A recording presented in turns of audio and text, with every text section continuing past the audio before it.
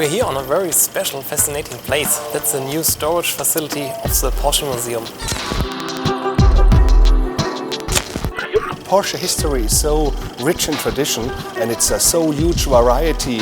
It's motorsports, it's stories behind the cars, and each car that you see here behind me is telling a different story.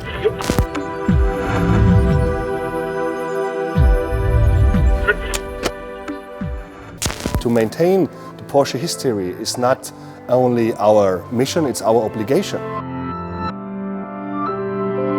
And Porsche does not to have invent stories. We have a good history since more than 60 years. And each single car here on display or in the storage hall is presenting a single part of this rich history. And it's a big mission to keep it and to take care of this history. And yeah, of course, and I can promise you that each of these single car we will bring it back into running condition. We want not only display it, we want to use it and bring the heritage into all markets and into all countries of the world.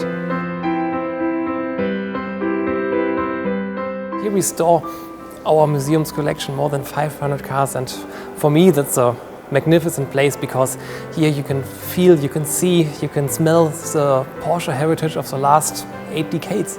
So it makes it a very special place for me as a Porsche historian.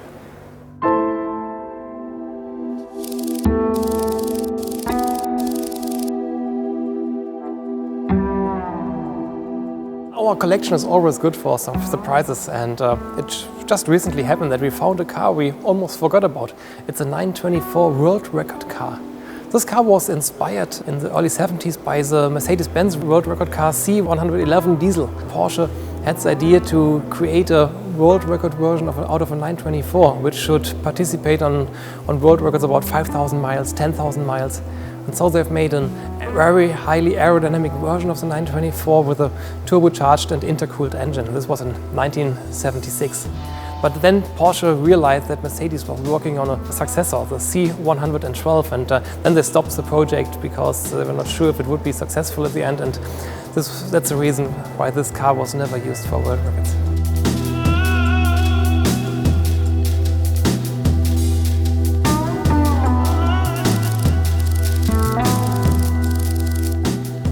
Besides a lot of interesting cars that we bring in today, there's a very special one. It's a 928 Convertible.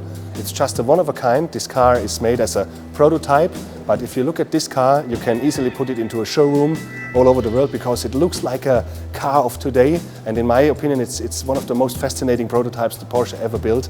Today it's stored here, but I'm sure that we will bring it over to the static display into the Porsche Museum a few meters away from this facility.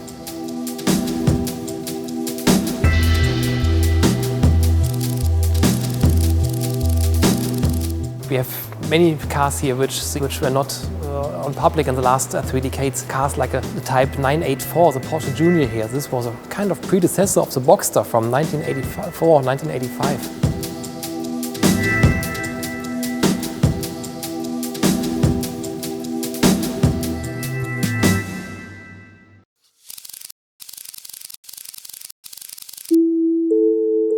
We also have a very special 906 here. It's an all-wheel hill climb race car. And this car is untouched for the last nearly 50 years.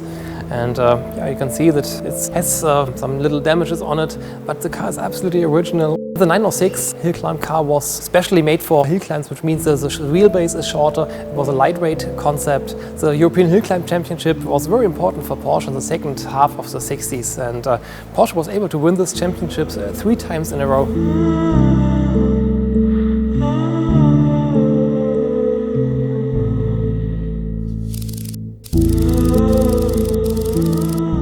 Recently, we discovered a 908 race car, a famous Targa Florio race car that is in a very good shape. So after pulling it out and a little bit refurbishment, we recognized that it's a pure Targa Florio race car, 908, that was not on display in the museum before. So the next thing that we do is we bring it into a good shape, we bring the engine back into running condition, and then this car will be displayed prior to the Targa Florio race this year in October to show that we're participating there with the 908.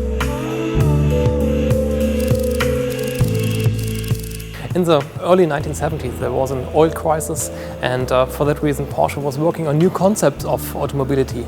And one project of Porsche engineering, inspired by the German Ministry of Transport, was the idea of having a long-term concept car. The result was the study FLA from 1973. It's really an unusual car, and with this car Porsche was demonstrating how cars could be built which last for 20 or 30 years.